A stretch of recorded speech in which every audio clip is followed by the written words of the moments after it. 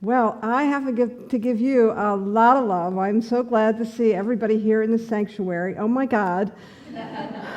Do you realize that this is the first time in 469 days that we have had full capacity allowed in our sanctuary, that we are walking out this pandemic? Woohoo! I'm really grateful that you're all here today. I'm so grateful for those of you that are joining us virtually. I know that each one who has crossed our either virtual or physical threshold is here by divine invitation. So welcome this morning. I want to wish all of you who are fathers, happy Father's Day. I want to wish all those who celebrate the solstice, happy solstice. We're on the eve of the solstice. And also, I want to wish you happy Juneteenth. Yeah.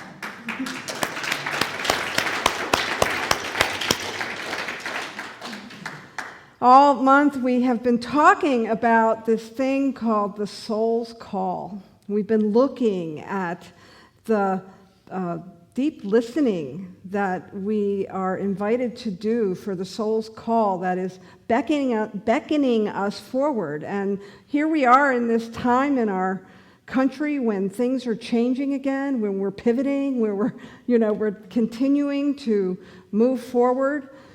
I want to talk a little bit about evolution and its counterpart, which is love. And I want to talk about how they work together. You know, Ernest Holmes is famous for this wonderful quote that love points the way, and law makes the way possible.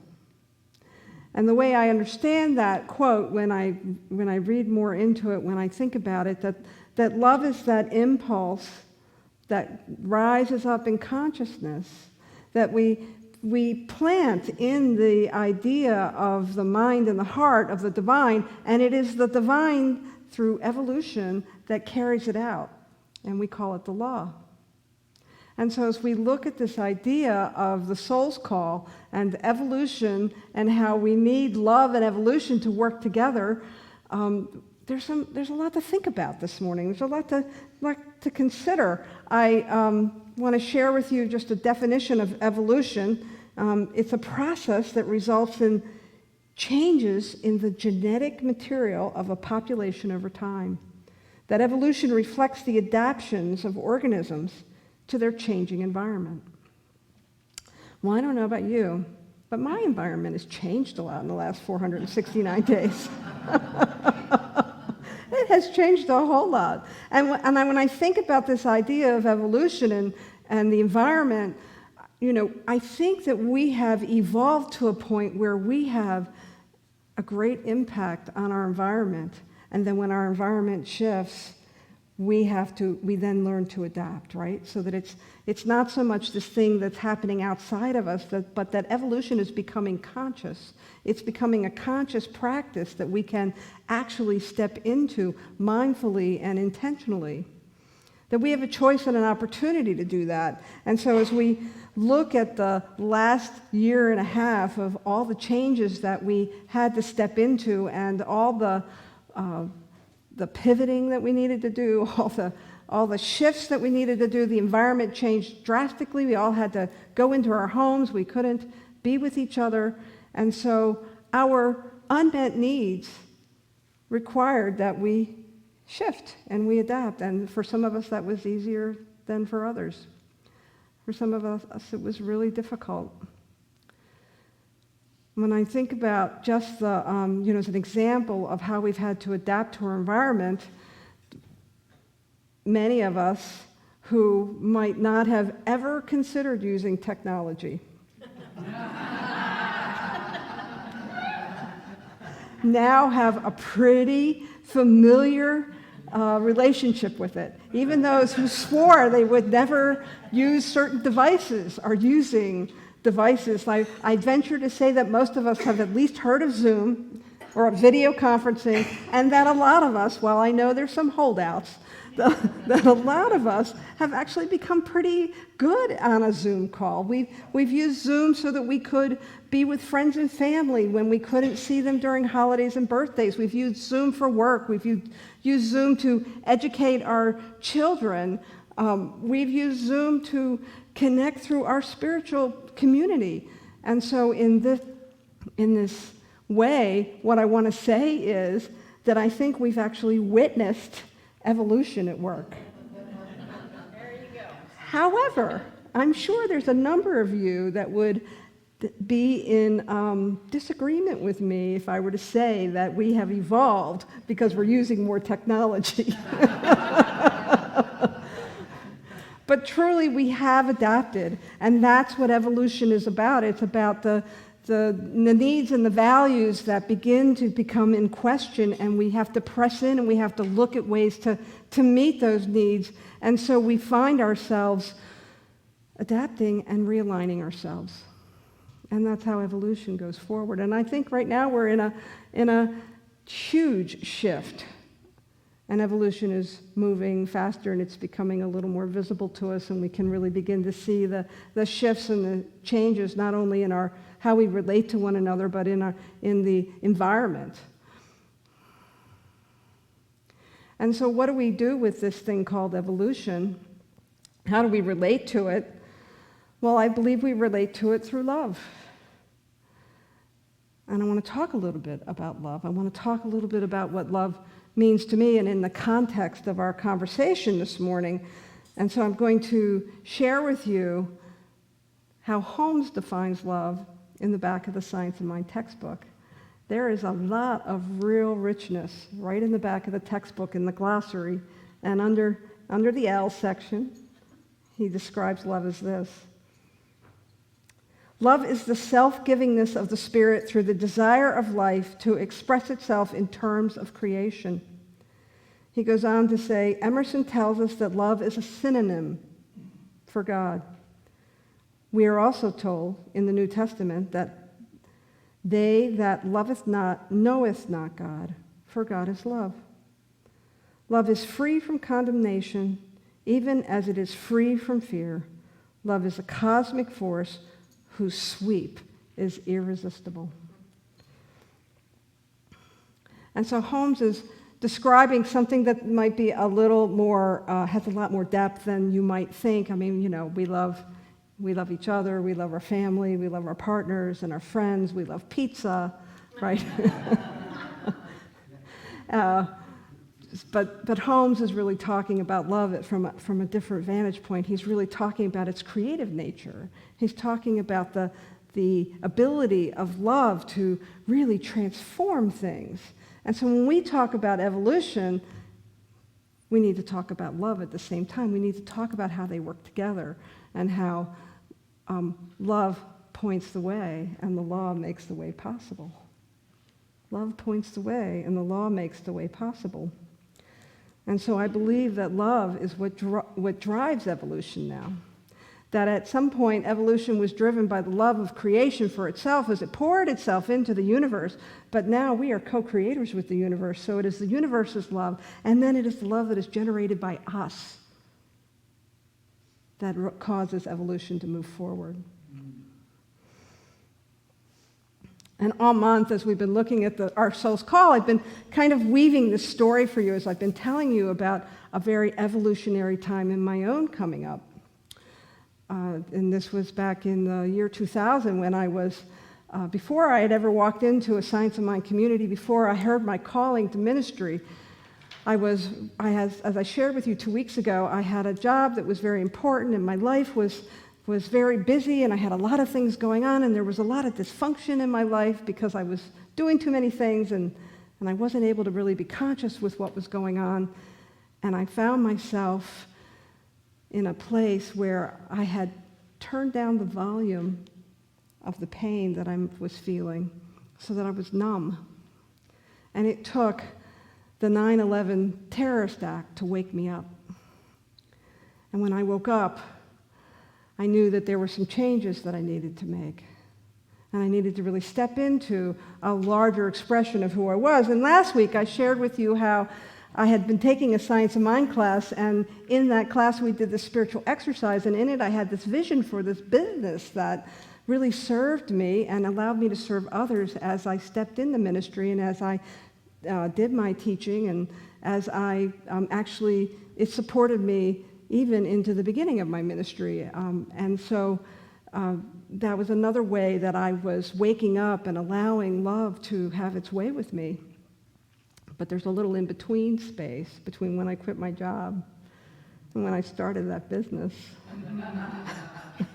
And that's the place that I want to talk about a little bit this morning.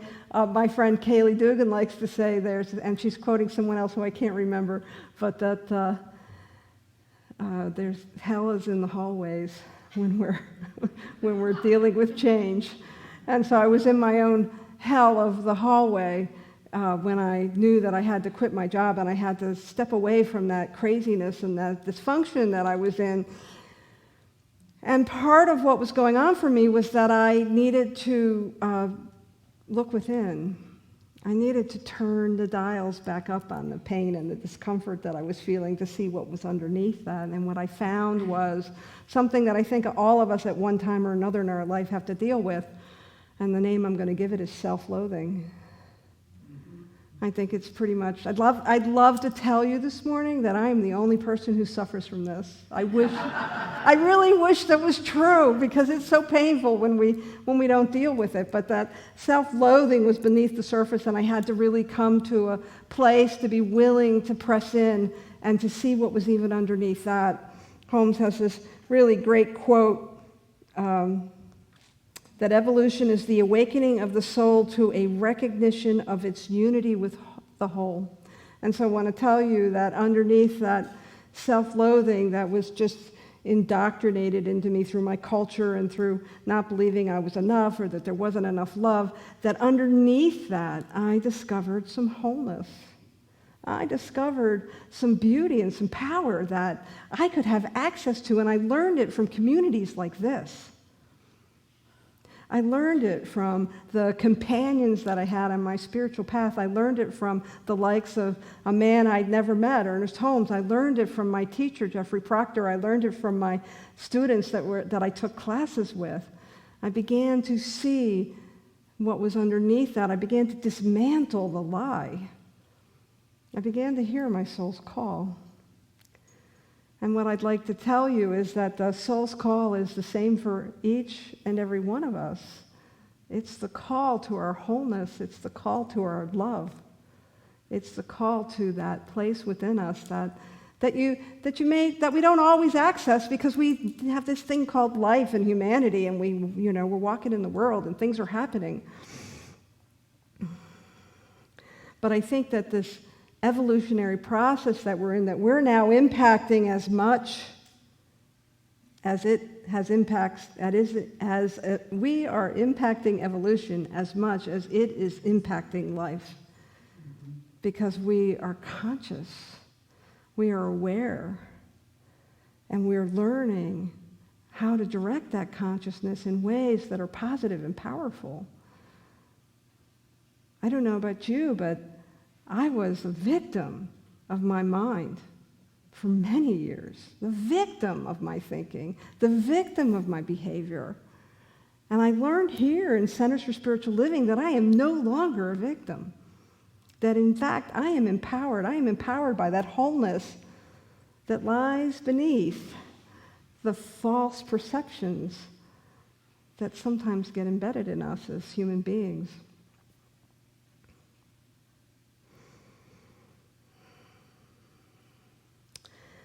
Yesterday, June 19th, is Juneteenth. And if you're like me, it's kind of a new idea. You may have heard about it because the federal government has made it a national holiday.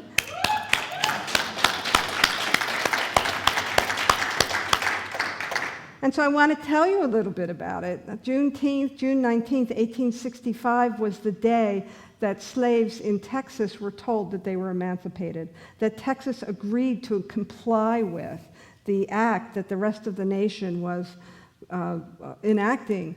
And it was the beginning It was the beginning of freedom for many Black Americans who weren't considered Black Americans at the time. And so Juneteenth is a day that we will now celebrate. We'll celebrate and honor freedom. And so the other thing that happened yesterday was in the Centers for Spiritual Living Global Movement, we had the very first Honoring Freedom Symposium. And it was led by Black leaders in the Centers for Spiritual Living. And they shared their stories as they came up in this movement amongst bias and prejudice and racism. But they not only did they share their challenges and their pain, but they shared their resilience and their strength and the empowerment that this experience gave them as they came up in our movement, which has been mostly white. Many people of color walk into a Center for Spiritual Living and they don't see themselves up here on this platform. And so it's up to us to bring them to this platform. And so I do this now by sharing this story about Juneteenth and the celebration of honoring freedom. And when I think back to the last 469 days of what our country has been through with the pandemic, and I think that all that we have endured, I also know that we've, alongside of that, in companionship with the pandemic, we have endured the opening of our hearts and our minds to this thing called racism. That when George Floyd was murdered, there was a rising up, a call for justice. And what I heard was that somewhere inside of us that broke us open, that the pain was too great, and we said, enough of this injustice, enough of treating human beings differently, of treating them like second-class citizens, of not having the same opportunities, of the brutality that was happening to Black Americans and people of color throughout our nation. And so what I share this with you is I'm talking about this idea of love points the way and the law makes the way possible. That this beautiful idea of evolution and love is forever moving through life. And I believe it's been moving through this awakening to the systemic racism that lives in our society. And I know that there's a lot of debate about this, but I'm just going to tell you my experience as a white woman. As a white woman, I've had the privilege to have my heart broken open over and over again by the stories that I hear. And then I've had the privilege to go back to my Eurocentric life. I've had the privilege not to have to actually live with racism every day. I've had the privilege to know that that was somebody else's experience. And I share that with you because as I think about the movement that I'm seeing in our society, in our culture, that this movement of evolution, it's moving through us. It's giving us an opportunity to lead with love, to allow evolution to happen through our love, and to make that choice for love over and over again. Yeah. To make that choice for love over and over again. Love points the way, and law makes the way possible. And the law is simply the propensity of the universe to continue to pour itself into life. Love brings great light to all situations. And it's ours to say yes to that, to choose love, to allow love to be that driver of the evolutionary process that we're experiencing in our culture and in our world. One of my inspirers is a man by the name of Richard Rohr. And Richard did a blog recently where he talked about the need for us to continue to press into awakening and consciousness, to continue to look towards enlightenment. But he's careful to share that enlightenment, while it may be a destination, is a place that very few of us actually arrive full time. And so we have to continually move ourselves towards the light. But he goes on to say that the more light that we bring into the world, the deeper the shadow. And so all that we are experiencing in the world right now is the shadow, because there's so much more light on the planet. And so our job is to see the shadow for what it is, and to continue to turn to the light. And on this eve of the solstice, it feels very auspicious to me. We have Father's Day, which for me is metaphysical and talks about creation and that place of initiation. And then we have Juneteenth, which is that celebration of finally being able to step in and to get a taste of freedom. And we have the solstice, which is the longest day of the year where we have the most light possible on the northern hemisphere. So I can't help but feel like we have this convergence and this opportunity for us to really turn towards the light, to recognize the shadow for what it is, not to pretend that it's not there, to acknowledge it, to extract our power from it, and then to continue to make those choices that are driven by love so that we can continue to evolve, so that we can continue to experience greater freedom, we can continue to grow in the sunlight of the Spirit. My invitation to you as we move out this week is to remember that love points the way, and that every time that you have an opportunity to invoke love, to bring love into a situation, that it will guide you. It will inform you. It will help you make that next right choice. That sometimes the choices that you have to make aren't easy, but they're always supported when we can invoke love. So be a beacon of light in this time of newness, in this time of walking out what is going to, we are not going back, folks. We're going forward. And we don't quite know what forward's going to look like. I mean, some of it looks familiar, but I know that it will be different. And it will be different because we will make choices that are grounded in love, that are grounded in purpose, that are grounded in intention. And we can be conscious evolutionaries. So I hope you'll join me in this as we have one more week of looking at this soul's call. I look forward to the rest of our month, and actually when I look at the themes going through the rest of the year, buckle up. It's going to be a great rest of the year. Thank you so much for joining us this morning. It's so great to have you all here in the sanctuary with us again.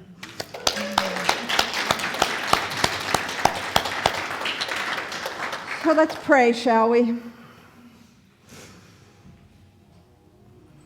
And so I invite you to take a deep breath and to feel your body wherever you may be, knowing that the body that holds your heart and holds your marvelous mind is also part of this thing called conscious evolution, that our whole selves are moving forward in this power and this presence of the love and the power that wants to experience itself by means of each one of us.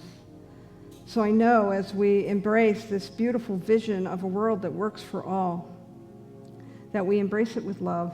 We know that it is indeed love that points the way, and then the law just says yes and makes the way possible. And so for each one, I know that wherever your love points you, wherever you may be guided to walk out that love that you allow yourself to bring forward and to direct you and guide you, that it is perfect, that there is a wholeness that is beckoning us forward, and that each one is guided, guarded, and directed, and fully supported.